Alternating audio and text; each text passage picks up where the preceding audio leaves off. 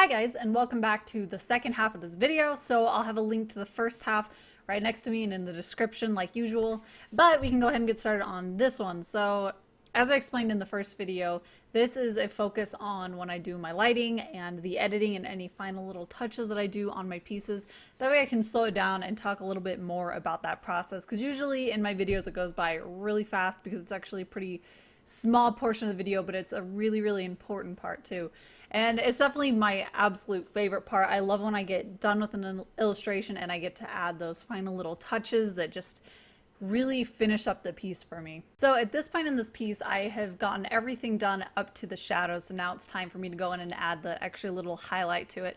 So for this one, I wanted it to have a warm light and a cool shadow. So what that means is that when you're thinking about your lighting and your shadows, you want to think of it in opposites. So if you have a really warm light for your light source, you'll want to make the shadows cool. And I did want this piece to have a very sunny desert look to it. So I wanted the light to be warm and I wanted the shadow to be cool. So I already made the shadow a very blue color, which is nice, cool. And then for the lighting, I chose all warm tones. So for this first step, I really wanted to have this very hazy, atmospheric look to it. So I took this big brush that had a really low opacity and texture to it, and I selected one of the warm tones from the background. So I wanted it to feel really harmonious, and I wanted it to look like light was bouncing off the scenery and hitting him. So I chose this really pinky color for the first layer of light, and I set that layer mode to soft light. I like to try out a few different layer modes for when I'm working on the colors, because that way they have a very different look to them depending on the type of look and the mood you want. But for this first layer, I had it set to soft light, and I think it was about 50% opacity. So I went in there and I just brushed that color in some of the darker shadowy areas where I thought that it would look nice if there was some color, some light bouncing up into it, like around in his hood and some of the other side of his body where there's a little bit more shadow. And I tend to like to work when I'm doing the highlights starting at the least light and then move up to the most sharp, concise light. So what I mean by that is that first layer was very ambient light. It was kind of bouncing off the scenery. Then the second layer that I created, which was also set to soft light, and I dropped the opacity down to, I think, about 70%. This one I used a hard brush, so that means it doesn't have a soft opacity edge to it. It just is a solid color. And I went in and I added this a little bit more of an orangey color, one that I also got from the background.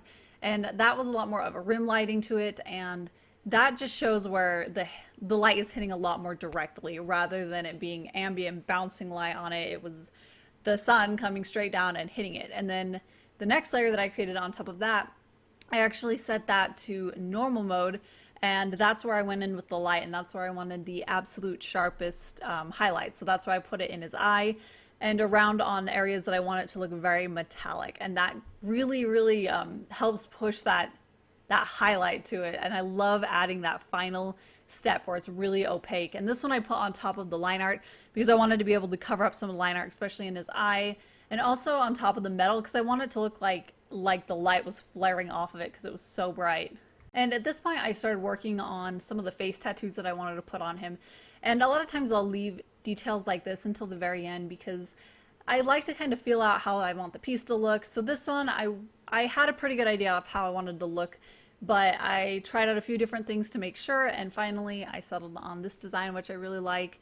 And yeah, I like having these final little design elements that I can add to it that I feel like really brings the piece together at the end.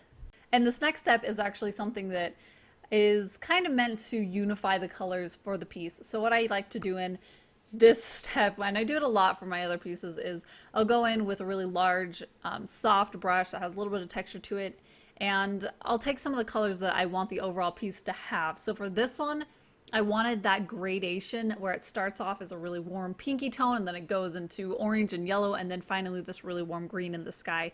And I wanted him to kind of fit in more with the background so he looked really cohesive with it. So I went and I added a layer on the very top of this piece where I put those colors in, and I did it really softly, and I actually changed the layer mode of that one to linear light and dropped it down to 17%, and that just gives it a little bit more of a unifying color palette so that the background colors are influencing his colors a little bit more. And I think it's already done, but at this point I like to go in and change the coloring of the line work in some of the areas to add a little bit more emphasis or to serve a certain purpose.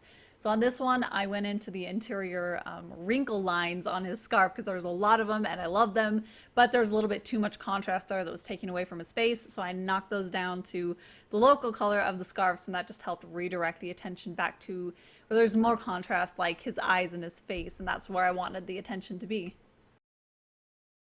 And then I have one final tiny little step, and this is when everything else is done. I will go in and I'll brighten up the piece just a little bit.